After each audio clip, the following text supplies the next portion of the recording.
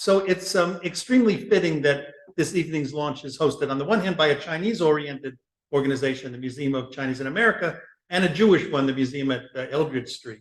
I'm very grateful to both of them in both cases for return engagements. I've actually launched 3 earlier books at MOCA, all about early Chinese Americans. The first Chinese American in 2013, Tong Wars in 2016, I think, and the Third Degree in 2018. And the Eldridge Street Museum was gracious enough to host the launch of my first Jewish book a few years ago, the Great Kosher Meat War of 1902. So let me share my screen here, and we can begin this. Share. Okay, I'm hoping that you can see the slide now. Is that right? Well, I'm guessing you can, or somebody would probably tell me otherwise. Looks great, Scott. Okay, thanks. Now, I like to write narrative nonfiction, and this is actually my first book that is set in China from beginning to end. And it arguably got its start in the mid-1990s.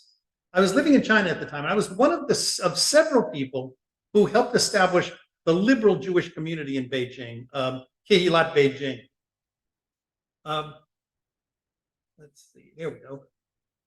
This was a congregation that embraced expatriate Jews from all over the world, from the Americas, from Europe, from Israel, from Australia, from Russia. And we began regular Friday night services in 1995, despite the fact that Judaism is technically not a recognized religion in China. But the authorities pretty much left us alone to do as we pleased. It was the first organized Jewish community in Beijing in modern times. And since we had no rabbi, and since it was lay-led, we more or less taught ourselves how to run a service. But we were very aware of the fact that Jews had preceded us in China. Going back actually as far as the 8th century, it's documented that Jews came from the West via the Silk Road to communities like Kaifeng, which you see in the middle of the map there. Those communities no longer really exist as such today, although there are remnants. But Jews came again in sizable numbers in the 19th and in the 20th centuries. That's when some Jews appeared in the Pacific ports, like Shanghai, Tianjin, and Hong Kong. And the cast of characters during that era was Sephardi businessmen from Baghdad and India, Ashkenazic refugees from Russia and Eastern Europe. And of course, as is well known, many European Jews found refuge in Shanghai in particular during the Second World War. Well, in 1997, several members of our Beijing Jewish community took an extended weekend trip to the city of Harbin in northeast China. That's up in the upper right-hand corner of the slide. If it were the United States, it would be Maine. We wanted to see what was left of its Jewish presence, which began at the very tail end of the 19th century, just the last few years of the 19th century, and was pretty much over not long after World War II. And as it turned out, there was still plenty to see. We saw 2 former synagogues. That one was a Ministry of Railways hostel, and that one was a public security ministry club at the time. We went to an old former Jewish school. You can see the Star of David in the fenestration there. We went to some formerly Jewish-owned businesses, buildings that are still standing. The old Jewish hospital is still there. And we went outside of town to see the remains of the Jewish cemetery. That's actually not where the bodies are buried. That's simply the monuments that they moved out of town when they reclaimed the land that the cemetery had been on. So I got curious. Who were those Jews? Why did they come to China? How did they get there? And what caused them to leave? Well, as it happens, at precisely the time that my grandparents were making the trek from the Pale of Settlement, in their case, it was modern-day Belarus, to the United States, there was another path out of Russia that was taken by many, many fewer Jews than came to North America. And that path went essentially in precisely the opposite direction.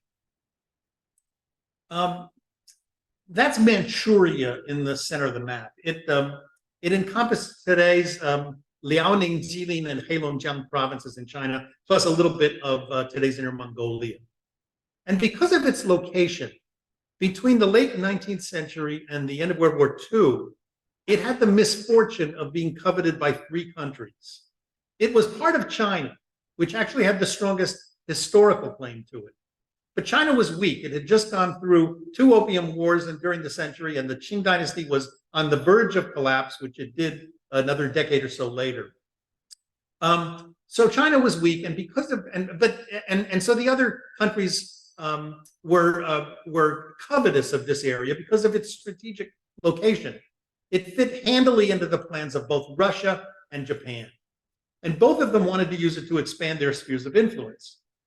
Briefly, Japan wanted the wealth and the natural resources. It also wanted a place to resettle some of its overcrowded population. And what Russia wanted was access to a warm water port on the Pacific, which Port Arthur, today we call it Dalian, would have provided for them. So 3 countries basically wanted to claim Manchuria. I'm not going to go into the blow-by-blow of the Sino-Japanese War and the Russo-Japanese War, but suffice it to say that Manchuria was fought over and it was invaded. And Russia acquired a concession through Manchuria to extend its Trans-Siberian Railway all the way to Vladivostok. Now, that may sound odd because they could have done this by going through Russia, but going directly through Manchuria cut about 500-something miles off of the road. And so it made a lot more sense. They could save a great deal of money if they went through Manchuria. And what they did was they negotiated with the Chinese, and they got a right of way through Manchuria to build the Chinese Eastern Railway to Vladivostok. And subsequently, in a subsequent contract, the South Manchuria Railway to Port Arthur, which was a warm water port. You see, Vladivostok was a cold water port. Russia owned it, but it froze up for many months during the winter. And with a warm water port, they had essentially 365-day-a-year access to the Yellow Sea, to the South China Sea, and to the Pacific Ocean. So that's what Russia wanted. But that wasn't enough for the Tsar. Where the railroad crossed the Sungari River, which is the Songhuaijiang in Chinese, the Russians built its headquarters, and that's how the city of Harbin got established. Most Chinese cities have storied histories that date back thousands of years, but Harbin is not one of them. Before 1898, it was a tiny rural settlement on this river. Russia wanted not just the railroad, it wanted to cement its hold on the region. And it decided that the way to do that was to build an industrial and a commercial infrastructure throughout this corridor that it had leased from China, with Harbin as its base. And to make that happen, the Tsar decided to make an offer to Russia's Jews. Back in Russia, Jews were subject to special taxes, to school quotas. They were banned from some professions. Their sons could be conscripted into military service at age 12 and forced to serve for decades, usually as cannon fodder, never as officers. And that's actually the reason that my grandfather decided to leave for America. He was a deserter, as I learned when somebody in the Minsk archives showed me his draft record from 1904, which included the exact day that he disappeared and left for America. Plus, also, Jews in Russia were targets of the pogroms, these violent genocidal attacks that were often actually sanctioned by the authorities. So what the Tsar offered the Jews essentially was, if they were willing to settle in Manchuria, deliverance from these restrictions and from persecution. And many Jewish merchants and professionals decided this was not a bad deal, and they made their way east. It was essentially Russia without pogroms. In the first decades of the 20th century, something like 20,000 Jews made their way to Harbin, and they built it into a major city. And that's why Harbin actually looks a great deal more like St. Petersburg than it does most other Chinese cities. Lots of ponderous, sort of almost Soviet-style buildings, even though this was pre-Soviet Union. Well, life for the Jews in Harbin was never paradise, but it was pretty good, and it was a hell of a lot better than life in Russia. And for the first couple of decades of the 20th century, a lot of Jewish people prospered there. And one of them was a man named Joseph Kasper. He was a veteran of the Russo-Japanese War. And when the Russians lost the war, he was in Manchuria, and he couldn't think of a lot of reasons to go back to the Pale of Settlement from whence he had come. Russia was defeated anyway. Russia wasn't in good shape after this war. So he stayed in Manchuria, he stayed in Harbin. He opened a watch repair shop, which he parlayed into a jewelry shop. And by 1913, he'd amassed the capital to buy a lot on the main shopping street The Russians called it Kitaiskaya Street, which is Russian for Chinese street. Today, if you go to Harbin today, it's Zhongyang Dajie, the central street. And on this lot, he built the first European standard hotel in the town, called the Hotel Moderne. It's still standing. And that's where actually we stayed in 1997 when our Jewish community group went to Harbin to look around. But life for the Harbin Jews began to change after 1918, the Russian Revolution. That's when the Soviets took over, the Red Russians took over, and what they called the White Russians, many of them fled for their lives, or at least some emerged with their wealth, a lot of them with their wealth, many of them lost everything. So the people who'd been on top in Russia were essentially now poor and in exile. And so you had an influx of newly impoverished Russians, many of whom were deeply anti-Semitic, and many of whom actually blamed the Jews for the Russian Revolution that had impoverished them. So they set about making the lives of the Jews of Harbin miserable. And some of them were actually admirers of Mussolini. And a group of them established what they called the Russian Fascist Party in Harbin in the early 1930s. This had branches around the world, but the center of it was always Harbin. And it was led by a man named Konstantin Rodzaevsky. And the group was sworn to the quixotic effort of overthrowing the new Soviet Union. Harbin was used as a base for sending people into Russia to distribute anti-Soviet propaganda and anything they could think of to destabilize the new regime. But in the city itself, Rodzaevsky's men went after the Jews. They torched the main synagogue, and they began to carry out kidnappings of local Jews. Okay, so now we're in the early 1930s. In 1931, enter Japan. Japan invades Manchuria on a pretext in 1931. And it carves the region off from the rest of China and declares it an independent country, Manchukuo, basically the Manchu country, Manchukuo in Chinese. And this was prologue, essentially, for Japan's plans for World War II. It wanted to expand into the rest of Asia, and this was number one. And it expected, what it wanted to do there was milk Manchuria of its wealth and use that to pay not only for the colonization of Manchuria itself, but also for the colonization of the rest of Asia. And the new Japanese overlords established a system of government there. It was highly corrupt in Manchukuo. And they also, when they came in, they found common cause with the Russian fascists, whom they recruited to do a lot of their dirty work. The two communities had very different justifications for going after the Jews. The Japanese at this stage were not notably anti-Semitic.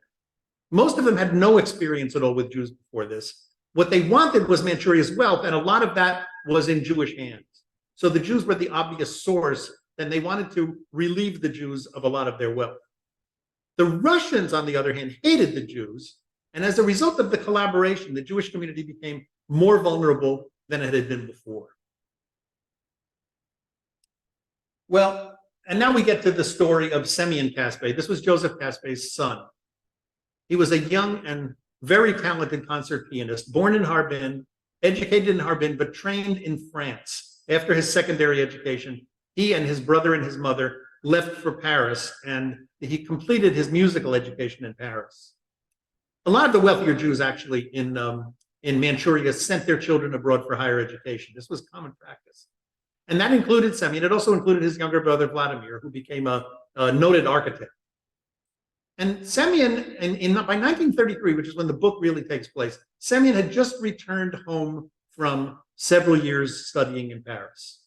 And he was living the life of a bon vivant in Harbin. He was performing in many Asian cities to great acclaim. And he was actually planning a major concert tour of the United States that never actually took place. In Harbin, he took up with a woman. Her name was Lydia Shapiro. She was also an acclaimed musician. She had also grown up in Harbin. She was about 3 or 4 years older than he was. And she had also lived in Europe. But unlike Semyon, she had married. She actually was a mother of 4 at this stage. But she separated from her husband, who was living in Japan at the time, and returned to Harbin to live with her father. And he and Lydia became sort of an item in Harbin. And one evening in 1933, they had had a musical evening at the Hotel Moderne, and he was escorting her home in his father's limousine.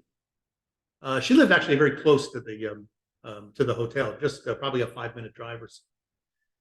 But as they reached the front of her house, the car was attacked and the two were abducted. Lydia was not the target. She was let go, as a matter of fact, quite quickly, with an outrageous ransom demand that she was told to bring to Semyon's father. It was something like $1.4 million in today's dollars. And she was instructed to communicate that to Joseph Caspay. Semyon, and so she was let out of the car, but Semyon was taken to a hideout outside of town. Well, Joseph did the smart thing. He immediately sought the help of the French consulate. One of the smart things that Semyon and his mother and brother did while they were in France was that they took out French citizenship a few years earlier than that. This was important because they were otherwise stateless. What happened to the Russians who were living in Harbin and living in Manchuria was that once the Soviet Union took over, if they did not apply for Soviet passports and swear their fealty to the Soviet Union, they became stateless. And if you're stateless, you are more vulnerable than people who have passports. Japan was seeking broad diplomatic recognition for the new country of Manchuria. It wanted the world to see it as a legitimate country, as opposed to a chunk of China that had been carved off by the Japanese, where they were calling all of the shots, which is, of course, what it was. But because Japan was seeking recognition, it didn't want conflict with Europeans and with Americans, and it was unlikely to molest property belonging to foreign citizens. So as long as Joseph Caspay was able to put the French flag over the Hotel Moderne, he had a certain amount of safety and security. He also deliberately signed all of his property over to his sons. So in fact, it was owned by French citizens. So for this reason, he actually had a legitimate reason to go to the French consulate for help in rescuing his son, and that's what he did. The French consul in Harbin, and in particular his deputy, who was a man by the name of Albert Chambon, then interceded with the Japanese authorities, seeking their help in the rescue of Semyon Caspay. Chambon, as it turned out, was really the hero of this story. He quickly realized he was getting the runaround from the authorities. They were really only pretending to be helpful to him in the search. He wound up hiring his own detectives to see if they could find Semyon. He actually began to suspect that the authorities were in on the kidnapping. Now, that's about as far into the plot line as I'm going to go in this presentation. I will tell you it's a nail biter, but I'm not going to tell you all of the details. You will meet some interesting and improbable characters as the search for the kidnappers goes on in the book, and as they're caught and as they are tried in a process that's choreographed by the Chinese military. In particular, there are Japanese military men who are determined to do their best for Japan while enriching themselves. There are local Jewish businessmen and Jewish community officers. There are various white Russian thugs who are happy to do the bidding of the Japanese, especially if it involved going after the local Jews. There are other Europeans, including a particular Italian spy for hire who plays a pretty prominent role in the kidnapping or in the search for the kidnappers. And there's even a cameo appearance in the book by Puyi, the deposed boy emperor of China, the subject of that movie, The Last Emperor. He was brought back actually to Manchuria as the chief executive, first as chief executive, eventually as emperor, although he held no real power.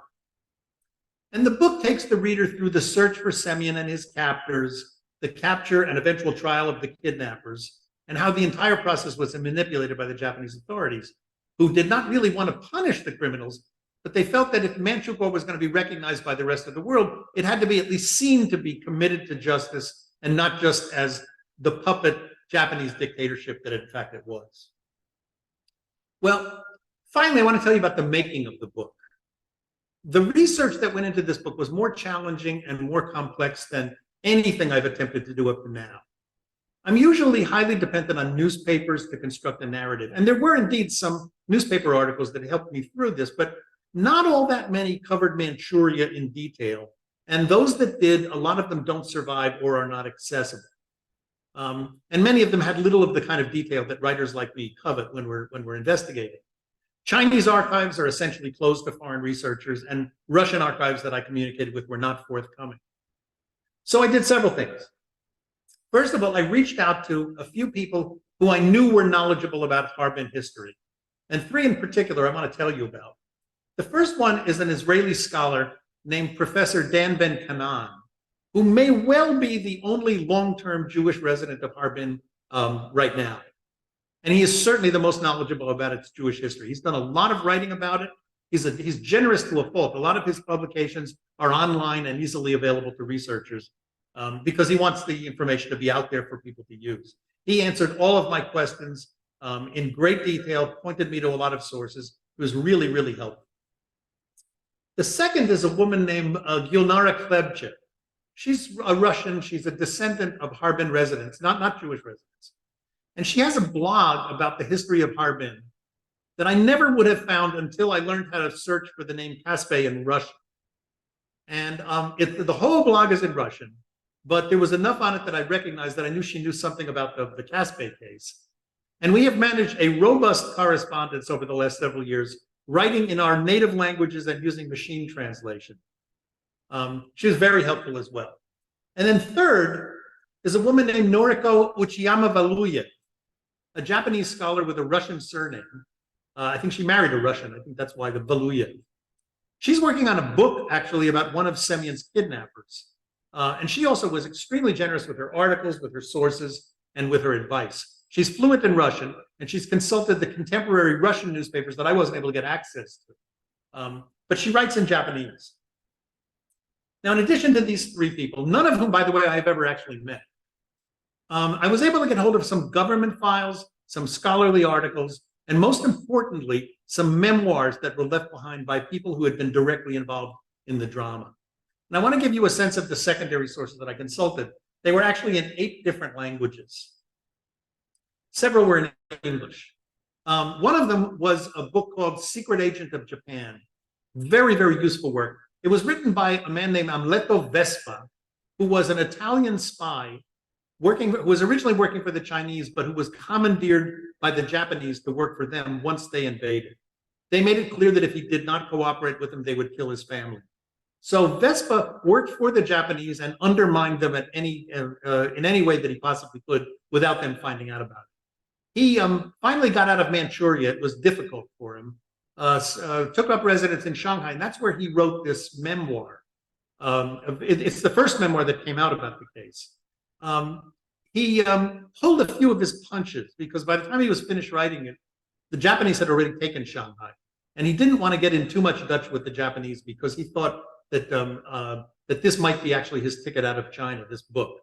As it happened, he didn't evade the Japanese. Eventually, the belief is, they're not really clear on it, but the belief is that he was taken to either Taiwan or the Philippines during the war and he was killed there. But it's a really juicy memoir and it was very, very helpful.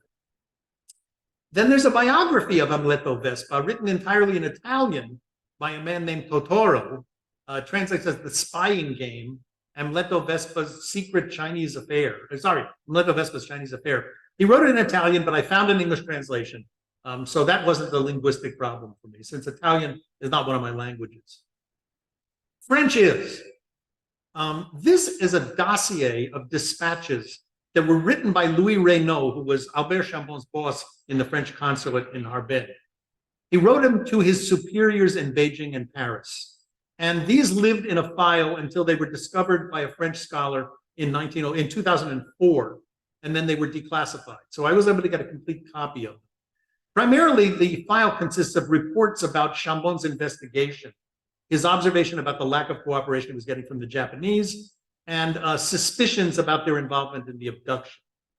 The file also included letters exchanged between Semyon Caspay and his father while Semyon was in captivity. And this did my author's heart good because it allowed me to use some direct quotations from the protagonists, which is always a wonderful, welcome thing in narrative nonfiction.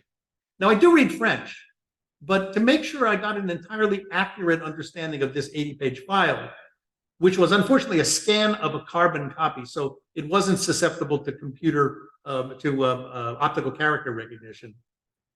I decided I was going to read it into my iPhone in French, and then correct it, and then run it through machine translation to make sure that I had all of the facts right.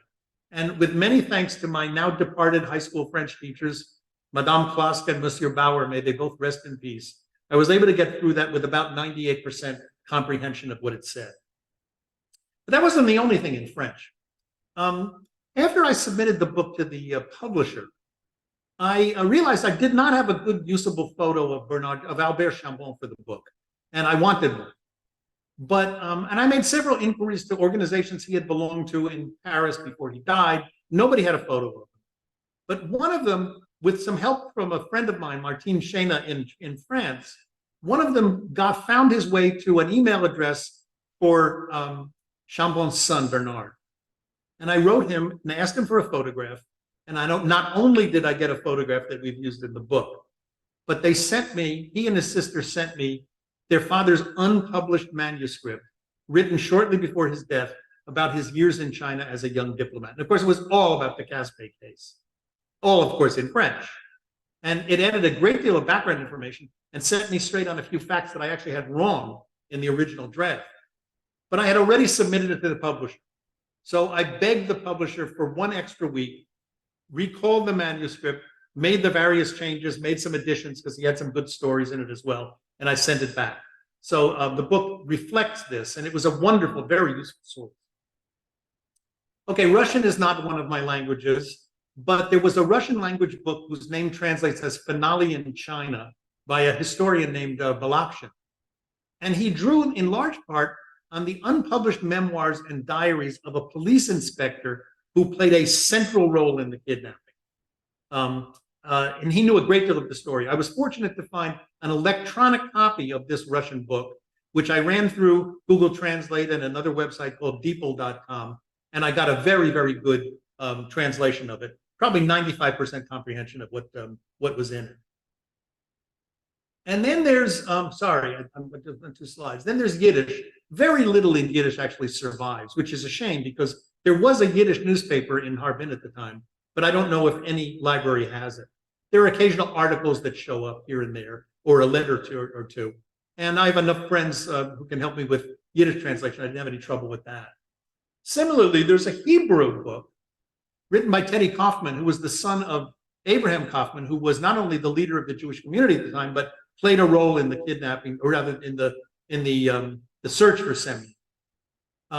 This book is in Hebrew. It relates the history of Harbin Jewish community. Hebrew also is not one of my languages apart from blessing the bread and the wine, but there were plenty of friends who could help me through that one. There is some material in Chinese. Most of it is derivative of things that I've seen in English, but there are some Chinese scholars who have written about Jewish Harbin and about the Caspe case. And with a good dictionary by my side, I was able to pretty much figure out what was in those. And then finally, my friend Noriko sent me this volume called The Harbin Church Garden, which was a work in 2009 by a Japanese reporter. And it was the first study of the Caspe case in Japanese. I didn't make it through the whole volume, but she told me where to look, and I was able to use machine translation again to figure out what was going on there, too. So 8 different languages. In revisiting this case, I've made an attempt to answer some questions that have never really been addressed. Most notably, who ordered the kidnapping of Semyon Caspe? I've tried to tell about the case in the context of the larger story of the lives of the 20,000 Russian Jews who called Harbin home for about half a century, from their arrival in the very end of the 19th century to the departure in the run-up to World War II, in spite of actually a grand Japanese scheme to keep them there and use them for the later conquest of Asia.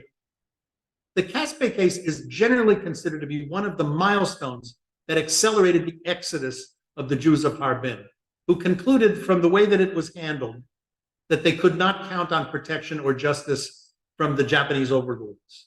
And as it turned out, they did far better than their compatriots who'd remained behind in Russia, a large number of whom were victims of the Nazis. The Harbin Jews scattered to other Asian cities. They went to Shanghai, they went to Hong Kong, they went to Tianjin, they went to the Holy Land, they went to the Americas and to Australia, and they went on with their lives. Now I want to stop here and thank you for your attention. But there's one other announcement I want to make before I do. If you are interested in buying the book, I got an email last night from the publisher to the effect that the University of Nebraska Press is having a holiday sale, and they are putting every book that they have available at 50% off. If on the landing page that you went through to sign up for this meeting, there's a code that gives you 40% off. This is another 10%. If you're interested in ordering it, you have to order it directly from them on their website. The code is 6HLW23. I'll say it again, 6HLW23. It's actually good for all of my works with this publisher, which is basically the last 4 books that I've written. So with that, I want to unshare the screen if I can figure out how to do it. And here we are. And if I can, if you have questions, I would be very happy to field them for you. Yeah, thank you so much, Scott, for a fascinating, sort of introduction to your book, and then, sort of, background about your research. Sorry, I just want to catch it because I'm going to type it in the, okay, yeah, Maya already did. So I'm going to, type the QR, well, the promo code, so in the chat, so you can, when you order, use that code, and then you will get, 50% off, discount. So we do have, several corrections, so I think, and Maya, feel free, you and me, we can just, kind of, go back and forth. So, so first question is actually from Elizabeth Cole, so some greetings, but, she is wondering, asking, where are the archives for this community, and how did you find the pictures of the main characters? Did you find many descendants of the Harbin communities? I know you kind of mentioned the first kind of, but maybe the last question. I'm just looking for the Q&A. There it is. I got it. There isn't any one archive. I think I was clear on that with all the various places you had to go to look for materials. I did write to a Russian archive and get an answer. The Chinese do have an archive in Harbin of the materials that were taken when the Jewish community finally folded in, I think it was the 60s or it was the 70s of last century. But as far as I know, foreigners are not allowed in. Dan Ben-Kanan has not been able to get into it, and he's probably the foremost authority on the Harbin Jewish community. So there are some materials there that have not been shared. The various newspapers that covered it, some of them are online, some of them are in different archives. There is a newspaper out of Shanghai that covered it that I can find online and do some research there. It was also in some Japanese newspapers, and then also the Western papers also covered it to a certain extent. So I was able to do some mining of American and the European newspapers too. But this was a hodgepodge of just trying to pull material in from left and right field in order to figure out and get a straight narrative about what had happened.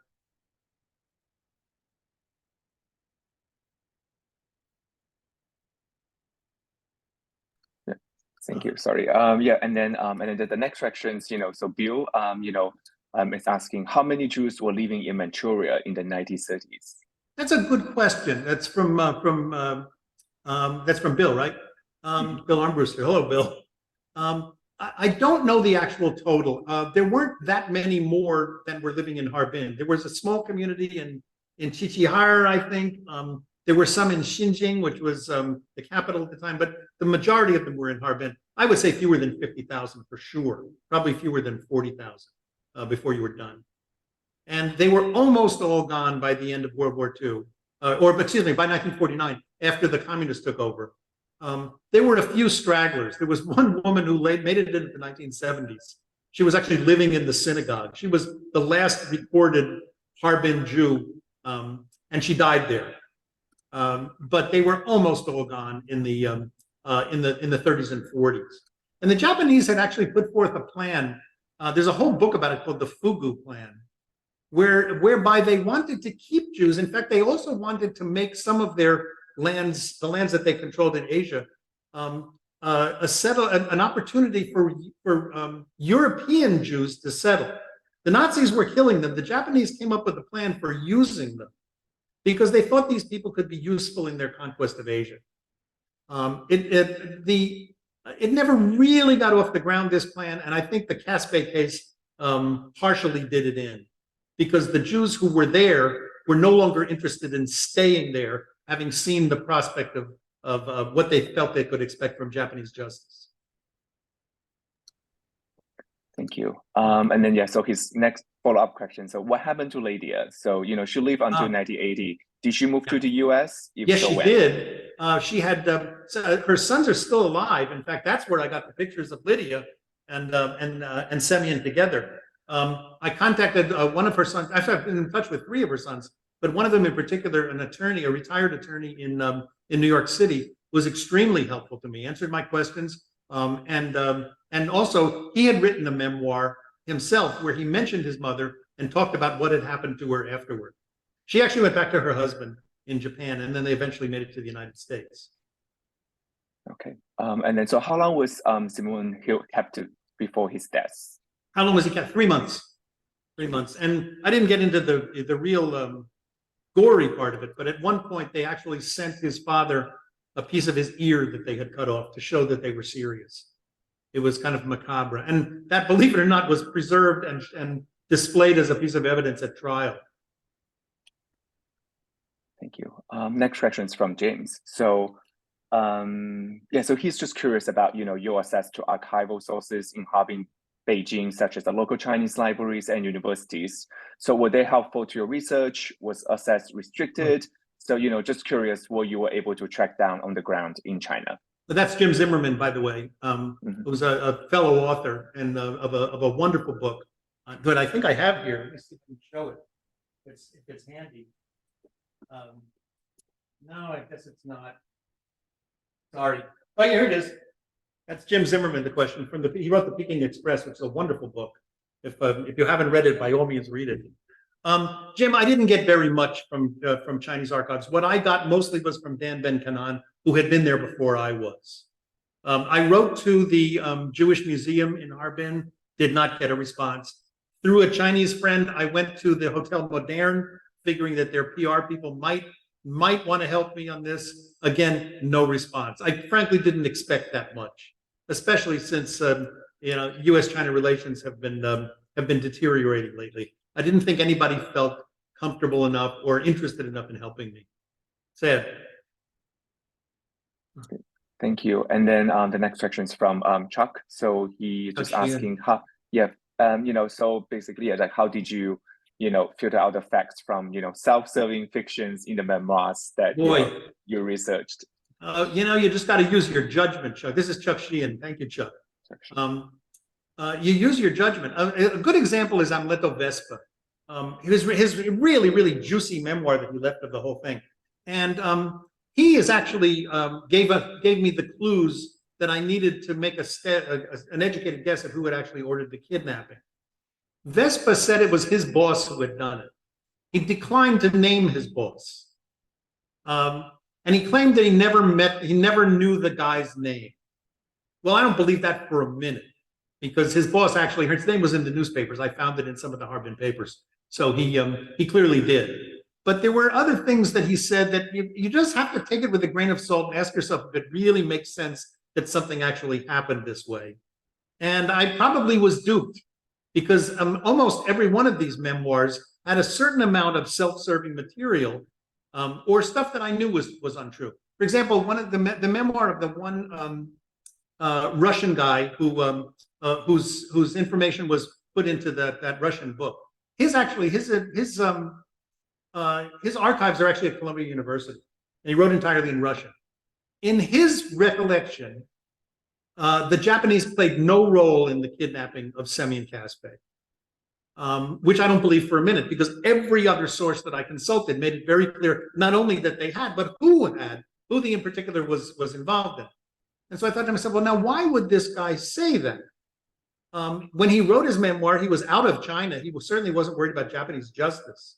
And I came to the conclusion that he probably said it because, remember I said earlier that the Russians and the Japanese had very different goals for why they wanted to kidnap Semyon Caspe. The Japanese wanted money from Joseph Caspe, and that's all they wanted. And they wanted to play down the whole thing as much as they could, because to the extent that this became famous worldwide, It made them look bad in the eyes of the West, and they wanted the West to recognize Manchuria. So the Japanese wanted to keep it quiet. The Russians wanted to parade it to the skies because they were in it. They were in it for the money because they wanted to use the money to destabilize the Soviets. But mostly they hated the Jews. The Japanese didn't hate the Jews. So this one memoir that failed to talk about the Japanese role entirely, I concluded was self-serving. He simply was serving his cause, which was overthrowing the Soviet Union and getting rid of the Jews. So, you take it all with a grain of salt, and you try to ask yourself whether it makes sense. I guess that's the only way I can answer the question. Okay, great. Thank you so much. And next question is from Mark Xavier. So Mark Sarver. Hello, Mark. Sarver, yeah. How many years did the research require, and then the writing? And given the complicated subject matter, how did you filter to decide what was salient and what was not? Congratulations on the book. Research took about a year, Mark. How did I filter what was salient and what was not? Frankly, that wasn't my problem. My problem was really getting as much material as I could to get a narrative from beginning to end. And I was looking at, as you say, I was looking under rocks for information. So most of what I was able to find was salient. And it wasn't just about this case. It was also about the background. What other kidnappings had been taking place of Jews? And what had the outcome been? For example, when Joseph Kaspe got a ransom demand, did he have any reasonable expectation he'd ever see his son alive again? And actually, the answer is yes. If the ransom had been paid, I think it was pretty clear that at least early on in the process, that they probably would have restored Semyon unhurt. But that's not what happened. And by the time I got to the end of the book, I concluded, and one of the characters made this clear, that he probably was doomed because he learned too much while he was in the 3 months that he was kidnapped. He knew too much about the Japanese role in it. They probably would not have released him toward the end of his kidnapping, toward the end of his incarceration. Thank you. And the next question is from Douglas Ross. What roles, if any, involved Chinese from Harbin? Hi, Douglas. Damned little. There really were no important Chinese characters in this narrative. I know it took place in China, but this was a story of Russians and Jews and Japanese and French people, and the Chinese really played no major part in it. I mean, Puyi who actually wasn't even Chinese; he was a Manchu. He had a small role in it, but and I talked a bit about Chiang Kai-shek and Zhang Xueliang, the warlords and stuff, because you needed to sort of understand what had happened in Manchuria up until that point. But there isn't really a single central Chinese character in the book, which I think is ironic given where it took place. Yeah, so I think there's a follow-up questions, from Helen and QBN. So, she asked, about the same question. Yeah, right, exactly. It's like, what happened to the local Chinese during all the time? Were they completely absent until the Japanese left? So, right. Yeah. So, okay. So the next question, it's from Nikki Yu. You mentioned Kenam in Harbin in present tense. Is he still there? He is indeed. He married a Chinese woman. He's lived in Harbin for probably, I'm not sure how many years, but many years. And that's where I write him. At some point, I hope to meet him. If I get there, if he gets here. Great. And then the next section is from Mark. Is the Jewish congregation with which you worked in China years ago still allowed to exist under the current, under the current regime? Yeah, the answer is yes, Mark. China only has certain religions that are officially recognized. So I guess by the letter of the law, I'm not sure we were breaking the law, but we were not recognized as the Jewish community of Beijing. I think they still are not. But as a practical matter, we were no threat, and so we were really pretty much left alone. I think there was one time that a couple of Chinese came and sat in the back of the service and didn't talk to anybody, and we figured we were being observed.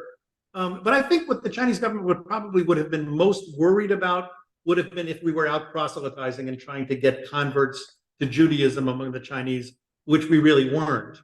The only Chinese faces in our congregation in my day were spouses of Jewish people from outside of China, Many of them were overseas Chinese as well. So I think they concluded that we really weren't much of a threat. It was just a bunch of foreigners meeting and praying together, and they pretty much left us alone. I can't speak for what has happened since then, but I do know that the organization is still very much alive, and very robust, and still exists. Thank you. And next question from Duty Bayer. Were there any materials from musical sources that inform your work? Yes, I went through the French papers, Judith, to see about what concerts he gave while he was studying in France. I know I think he liked Rachmaninoff. I mean, I even knew which compositions he played at various concerts that he gave, and I also knew what the critics said about him, about his technique. So I put a little bit of that in because he was learning to be a really good musician. And he had another concert a year later, and they said he's really improved, and he listened to what people said about him and things like that. So there was a fair amount about his musicianship that I was able to dig up, and I put most of it in. Great, thank you. And then the next question is from Jen. Hi, Jen. For which, and then I'm just asking about your intuitive reflection that finally led you to embark on the journey to produce this book. I'm not sure if it was intuitive, Jan. It was really, I was just curious about it. I think one of the things that foreigners do in China is we look for things that we can relate to. I think that's why when we go to Shanghai, we fall in love with the Bund area, which is just all these lovely old European style buildings. As Westerners, we relate better to European buildings than we do to Chinese temples, I suppose. We're looking for a little bit of ourselves, I think, when we go there. And so, I mean, here was this city that I visited in China that didn't look like the rest of China. It really looked like St. Petersburg. And what was it doing there? This Russian city in the middle of China. It didn't make a lot of sense. And so it percolated with me for a long time before I decided I really wanted to dig any further into it. But I had strong memories of this trip to Harbin and a need to kind of understand a little bit more about what had happened there before we got there. Thank you. And then we do have, kind of several people actually also asking, what's the topic of the next book, or do you have a new project in the works? Thank you, Janet. Yes, in fact, I should pay you for asking that question. The next book will come out this time next year, and it's another purely Jewish book.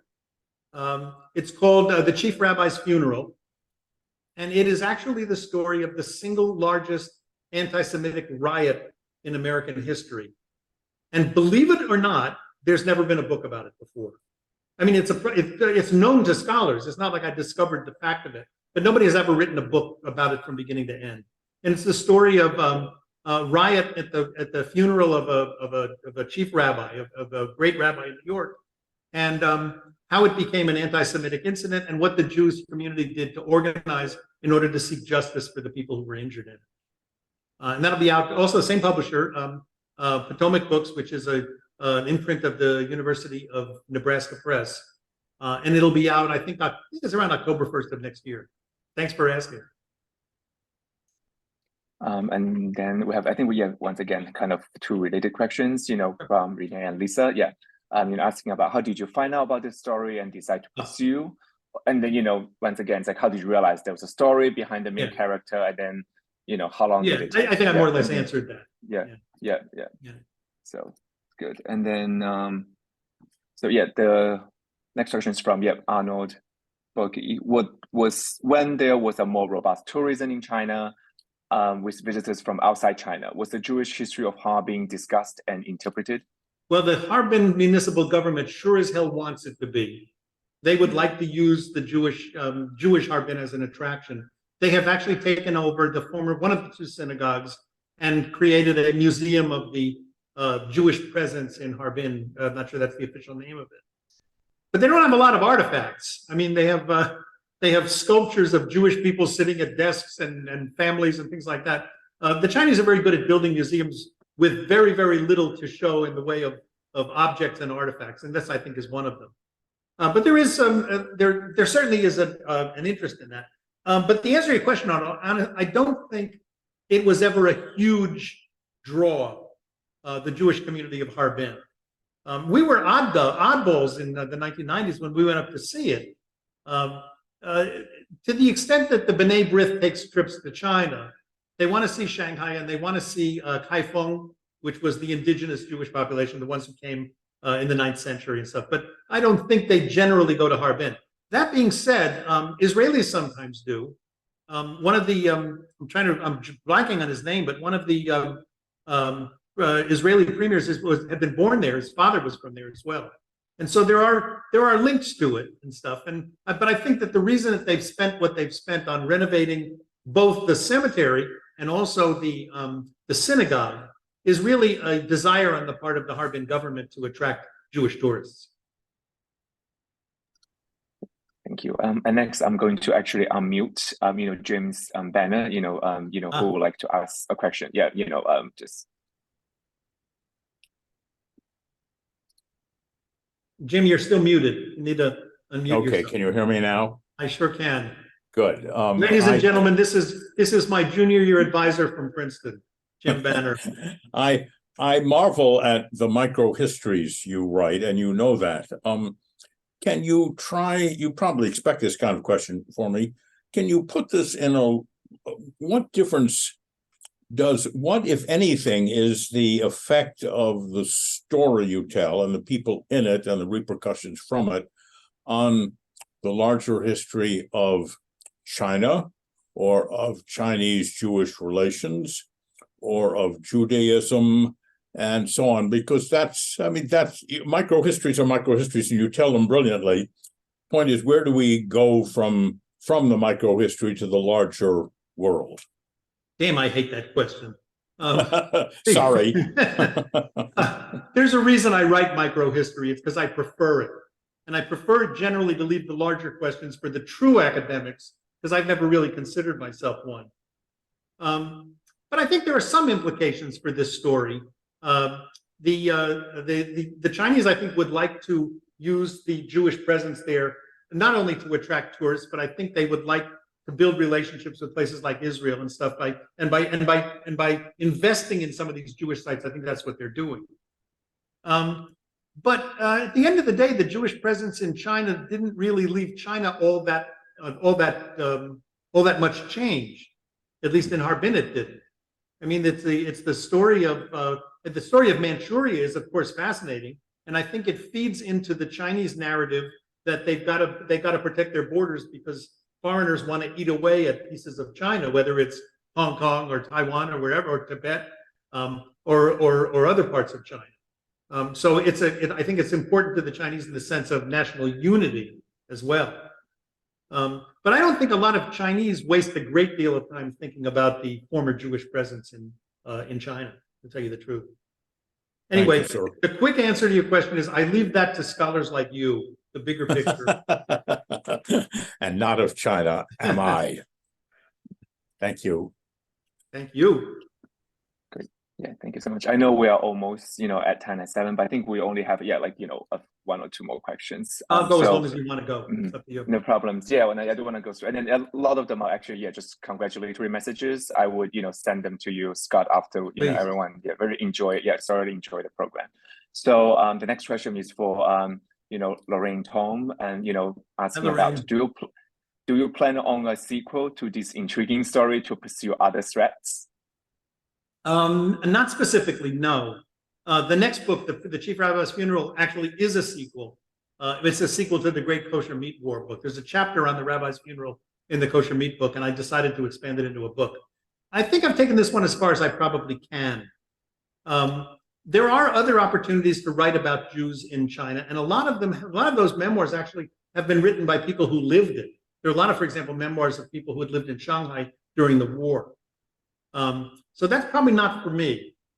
If I find another topic, and Lorraine, if you can suggest one, I would be delighted to hear from you. At the moment, I'm sort of searching for what the next project's going to be. So my mind is open, and if you can think of anything that seems to fit, let me know.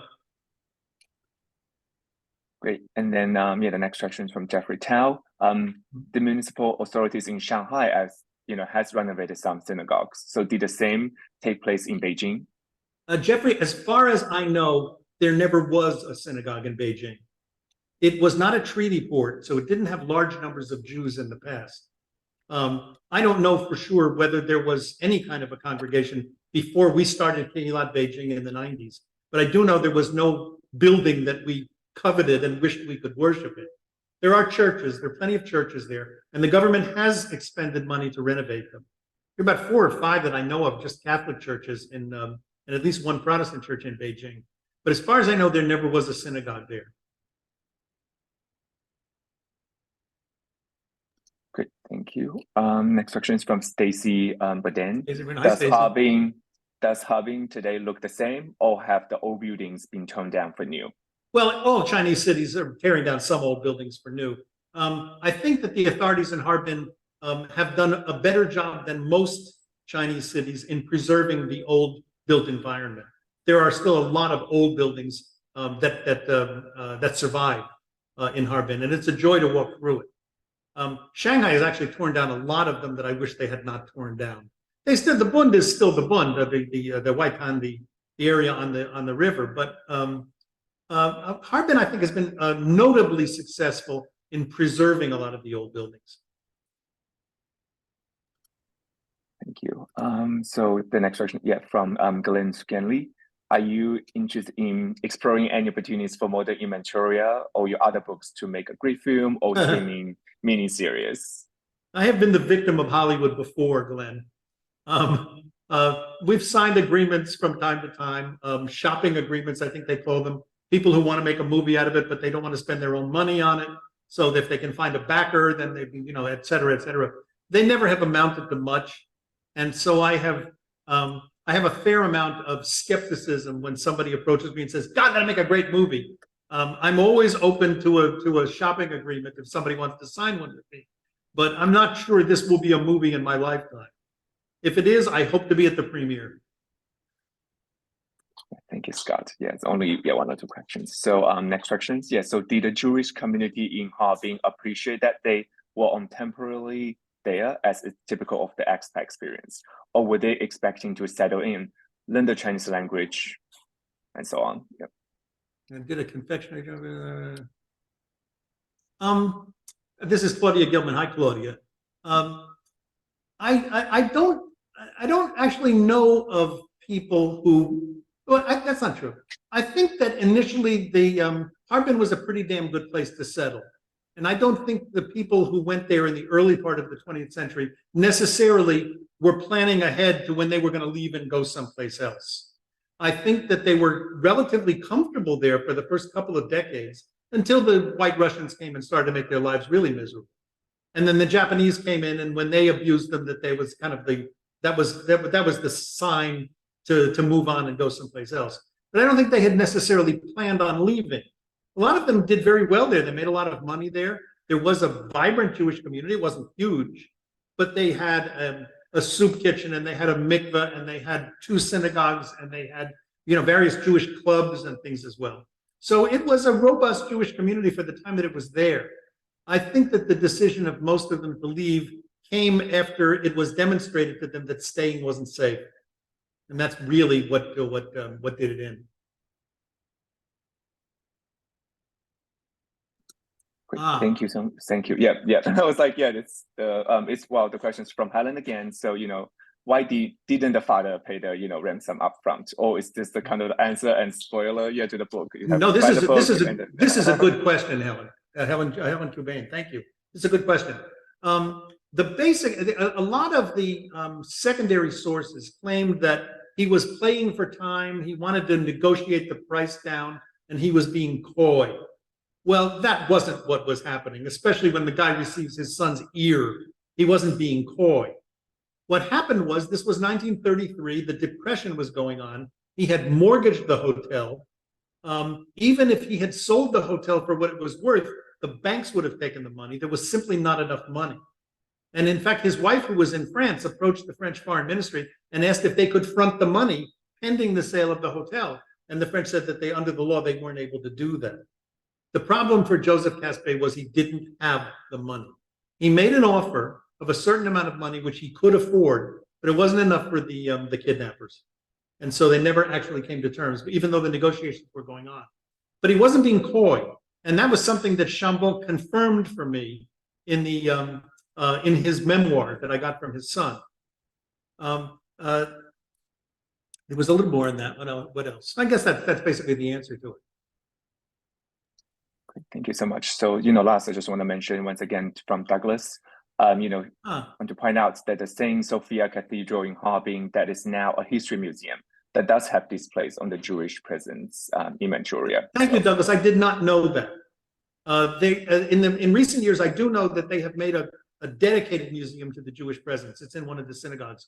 Whether materials were moved from Saint Sophia over there or not, or whether they have their own exhibit, I'm honestly not sure. But that's if I do get back there, you can bank on my going to Saint Sophia to look around and see if that's true. Thank you. So, just before we, wrap up the program. So once again, this program is being recorded. You will be able to, rewatch it actually on our Facebook page, but also we will upload it to our YouTube channel after the program. And if you have any additional questions, or feedback, feel free to send to info@MOCA.NYC. We will forward your questions, to Scott, so he can, be able to, answer your questions. And also a quick plug. Also, MOCA has a series of upcoming events. So as the museum Eldridge Street, feel free to go to our website, to check our upcoming programs. We do have for example, I just put in the chat upcoming performing programs. That's toward the end of the month. And then also as we know, Lunar New Year is coming up in January, February. We also have a robust program. And then so feel free to follow us, and then hope to see you, at the museum in person. But before, I hand over to Scott for closing remarks. Anything from you, Maya? Yes, thank you so much. This was all so fascinating, and the questions especially really furthered the talk and really enhanced the talk. So thank you so much to everyone who asked so many wonderful questions. I also was looking through our list of folks who are here tonight, and we have so many Eldridge folks that I'm noticing. So thank you specifically to the Eldridge community for coming and joining us today at this program. And it's so nice to also see a new community to Eldridge, the MOCA community as well. So this is so lovely. Scott, I think it's so fascinating how authors like you are able to really combine writing a book that has a narrative quality that the layperson wants to read as a fascinating story, versus also having the scholarly component that a scholar would want to read for research. It's not easy to do both. So I think that that's really formidable and a huge feat. So congratulations again on this book, and you're already on to the next one. So there's no stopping you. And we're excited to read that next one when it comes out. And for folks that are interested in Eldridge programming, please check us out on our website, eldridgestreet.org. You can check out our events calendar. We have tons of great stuff coming up, specifically on Christmas Day. If you've got nothing to do, like me at least, as a non-Christmas celebrator, we have a spectacular concert coming up, a collaboration between a klezmer band and a band from music from China. So we're having a Chinese and klezmer fusion going on. So we hope that we'll see you on Christmas Day if you, like us, don't have much else to do. And are you having carry out from a Chinese restaurant? I mean, that's pretty much de rigueur. It's the perfect neighborhood. You really got to come down to Chinatown and visit both of us for Christmas. But again, thank you so much, Scott, and thank you so much, Neil, for including Eldridge in this evening. And I want to thank everybody for putting up with me for an hour. It's more than an hour already. Thank you all for holding on. I appreciate it. It's nice to see you all. No problem. So once again, yes, thank you so much for attending tonight's program. But thank you, Museum Eldridge Street, for the partnership, and thank you, Scott, for such a fascinating presentation. And then we, once again, we welcome you back, in person. Hopefully, we'll work together, on future programming. So thank you so much. Thank you. Yeah. Bye, everybody. Have a great evening, everybody. Thanks.